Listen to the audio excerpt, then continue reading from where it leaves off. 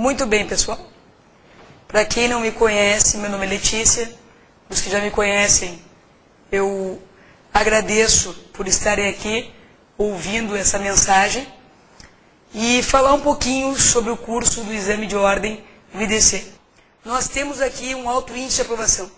Eu sempre digo, quem passou na primeira etapa e que sabe o trabalho que é passar na primeira etapa. Porque o ruim não é a segunda etapa, o ruim é a primeira etapa. Com administrativo, constitucional, tributário, penal, trabalho, enfim, ética.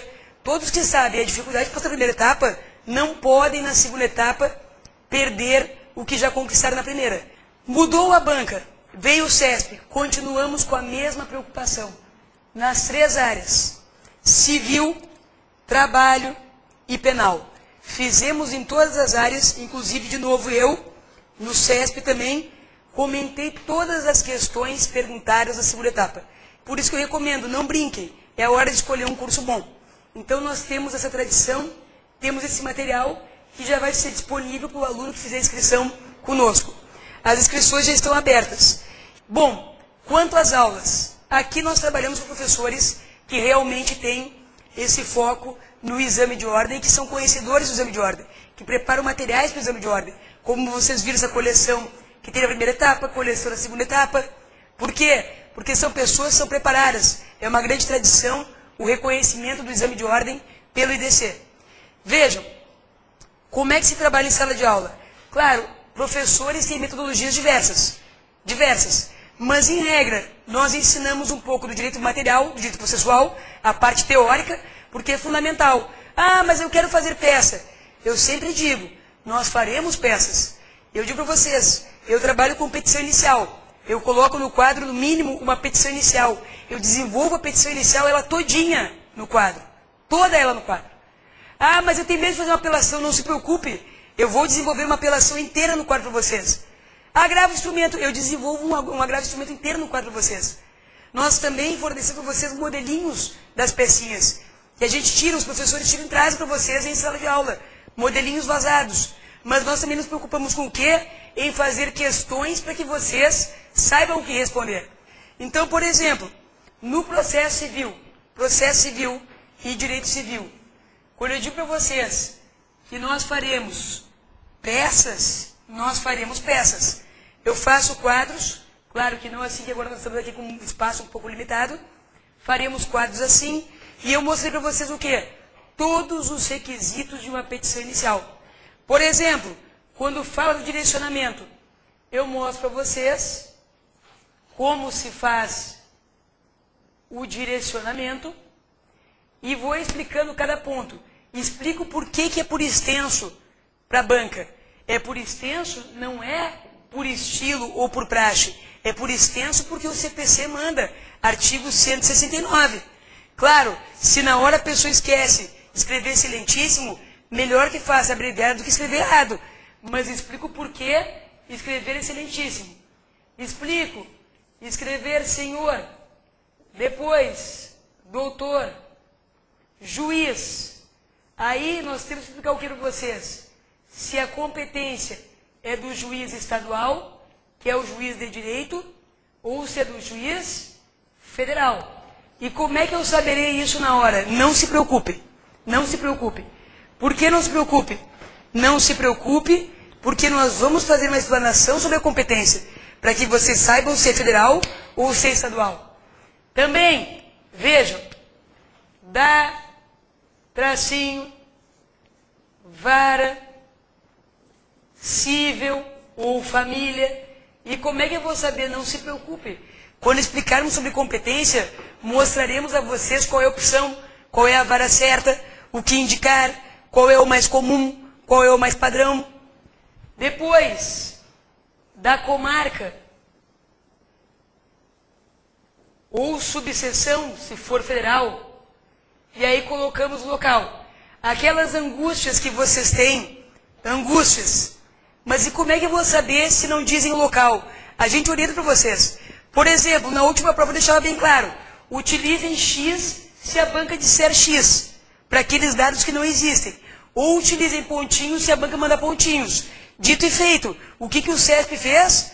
Mandou utilizar pontinhos onde não havia os dados. Então, tudo que não tinha dados, a pessoa colocava pontinhos, porque era da instrução da prova. Ensinamos o quê?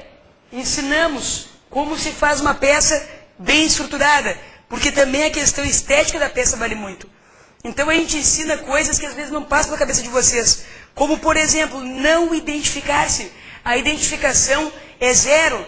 E como é que eu não me identifico? Não se pode, por exemplo, criar nomes. João da Silva. Ah, mas João da Silva é um nome comum. Sim, é um nome comum, mas gera identificação, as pessoas eram. Isso são coisas que tem que aprender. Ah, mas eu não posso botar aqui o local onde estou fazendo a prova? É claro que não. Se eu colocar o local onde estou fazendo a prova, identificação é zero. Então nós ensinamos o quê? A fazer, a não zerar por identificação, a preencher os dados que não vêm, a estruturar a peça, que eu sei que é uma das grandes angústias, principalmente quem não trabalha, e até mesmo quem trabalha tem que se preocupar. Por quê? Porque esse aprendizado que nós temos no escritório, isso que vivenciamos a cada dia na nossa atividade em escritório de advocacia, é diferente da prova da OAB.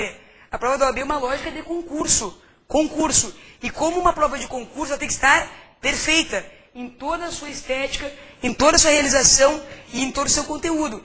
Vejam, a questão da qualificação. Nós temos que colocar da forma mais completa possível.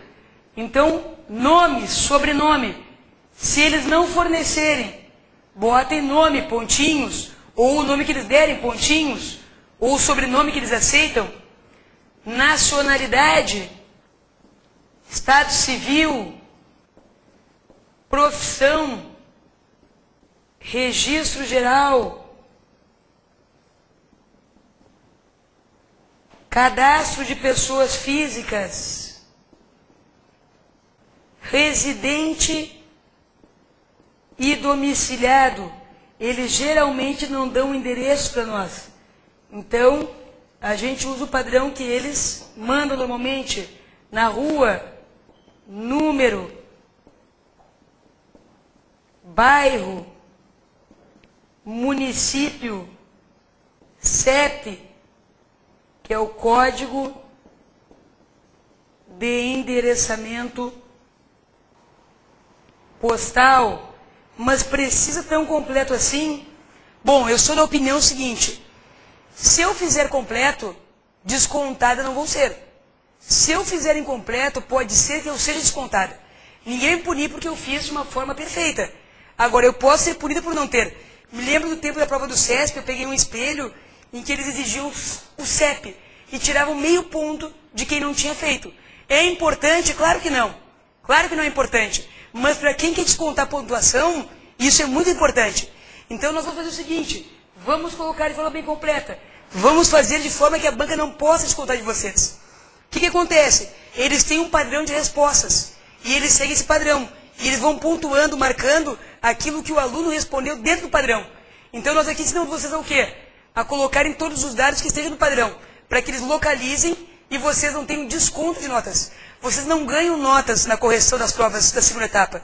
Vocês têm nota descontada. E aqui nós ensinamos ao quê? A não ter desconto para buscar a aprovação.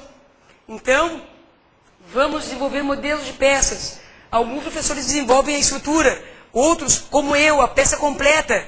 Mas todos vão trabalhar bastante nesse foco de peças. Mas também não esquecendo a parte teórica, para que vocês consigam conciliar os dois.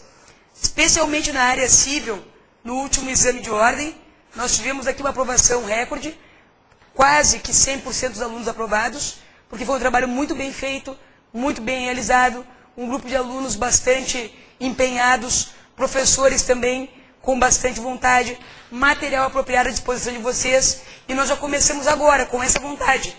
Como? Disponibilizando desde já esse cronograma de estudos, colocando para vocês que nós vamos ter turmas manhã, tarde e noite, aulas com os professores que vocês conhecem, manhã, tarde e noite, e também temos o IAD, para quem não tem condições de vir até aqui, que está em casa, também com a mesma possibilidade de mandar suas dúvidas, de mandar as suas peças para correção, e nós estamos aqui esperando vocês para fazer esse trabalho, que é ajudar vocês na aprovação e prepará-los para que consigam êxito nisso.